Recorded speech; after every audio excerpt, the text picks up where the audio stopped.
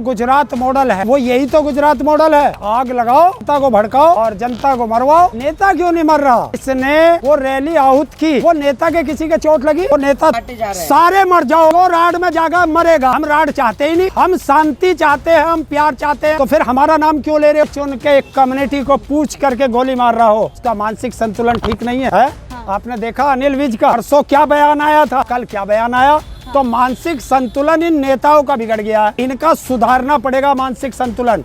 और इस मानसिक संतुलन इनका सुधारेगी देश की जनता, और वो सुधारना है, इन्हें गद्दी से उतारना है और सड़क पे दौड़ाना है। और अब कहाँ गई, कहाँ कौन चक्की पीसेंगे? वो तो कहा जौन सा चक्की पीसिंग कर रहा था, स्टूल पे बैठा रहा, स्टूल पे बैठा।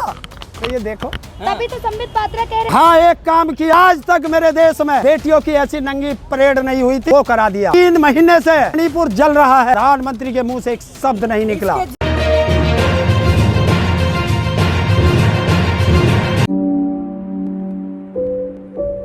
गुजरात मॉडल है, वो यही तो गुजरात मॉडल है कि आग लगाओ और जनता को भड़काओ और जनता को मरवाओ।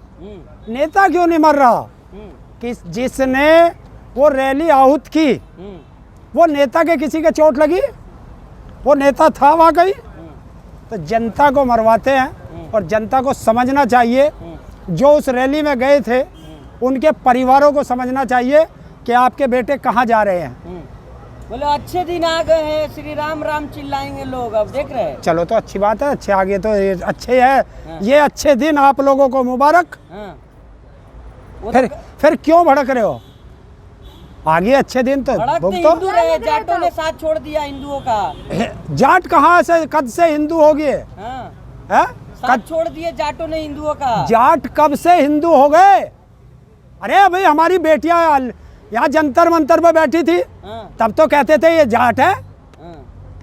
तो जब हम हिंदू है ही नहीं, तो आज हमसे क्यों कह रहे हो? अरे आप मदद मांग रहे हैं। और सुन, जाटों का इतिहास रहा है, जाट हमेशा कमजोर का साथ देता है। जाट किसी धर्म के साथ नहीं चलता, जाट की अपनी आइडियोलॉजी है कि वो कहीं भी हो, कमजोर हो, उसका साथ देते हैं। क्या लग रहा था? आज उनसे पूछ। हाँ, 24 का आगाज हो चुका है। 24 तक ऐसा ही रहेगा क्या? देखिए, ये लोग तो यही चाहेंगे।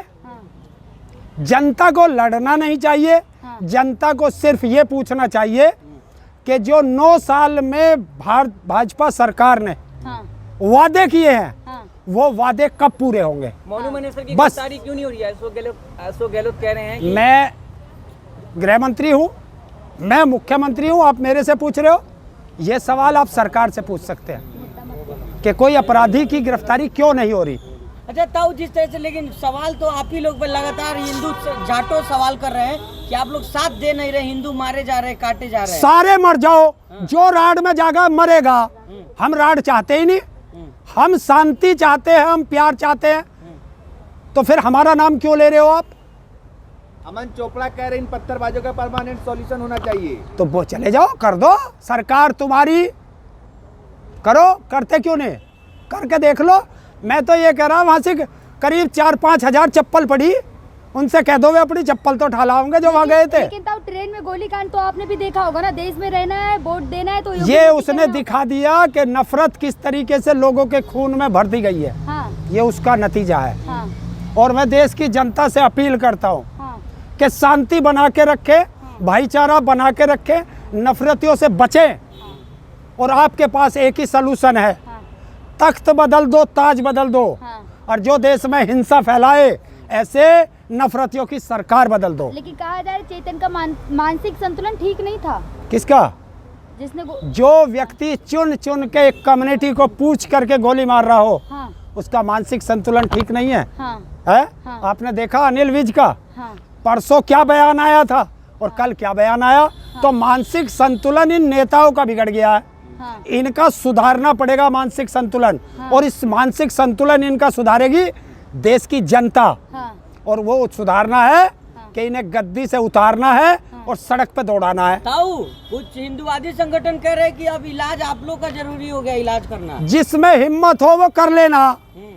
हम तो खुला चैलेंज करें, हम राड करते ही नहीं, हम राड करते ही नहीं। अपनी इफ्तार पार्टी करवाते हैं आप किसका? आप लोग देखिए हाँ। हम धर्म परम में कुछ रखते ही ना, हम तो कर्म में विश्वास करें। हमारा काम है कर्म करना, धर्म में कुछ नहीं रखा। जब बोला जा रहा है जाट सारे मेडल जीत रहे हैं, हाँ अब कुछ लोग कह रहे हैं कि चप्पलों का मेडल जीत रहे हैं जाट, है? चप्पलों का मेडल जीत रहे हैं। हाँ वे जीत के दिखा दो। जो कह रहा है वो इन मेडलों को जीत करके दिखा दो हाँ। बस। लेकिन तब क्या लग रहा है, इंडिया वैसे एनडीए चल रहा है अब। हाँ चलेगा ही।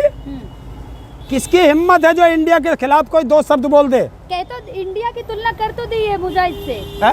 इंडियन मुजाहिदी से कर किसने तो दी तुलना। किसने? तो made in India, Khelo India, हाँ, पढ़ो इंडिया, दौड़ो India, reserve bank of India, हाँ।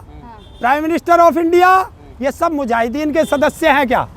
बता दो। इंडिया वाले पाकिस्तान चले जाए, भाजपा नेता कह रहे हैं। देखिए जिसको इंडिया से परेशानी हो वो पाकिस्तान जाए। हम तो इंडिया के थे, इंडिया के हैं और इंडिया के रहेंगे। वो वाला इंडिया नहीं, I.N.D। ये थारी होगी, हम तो जानते ही ना। हम तो सीधा जाने इंडिया, INDIA इंडिया। सारे भ्रष्टाचारी एक हो गए हैं और अब हाँ मैंने कब कहा सारे भ्रष्टाचारी एक ही तो हो गए? अली बाबा 40 चोर।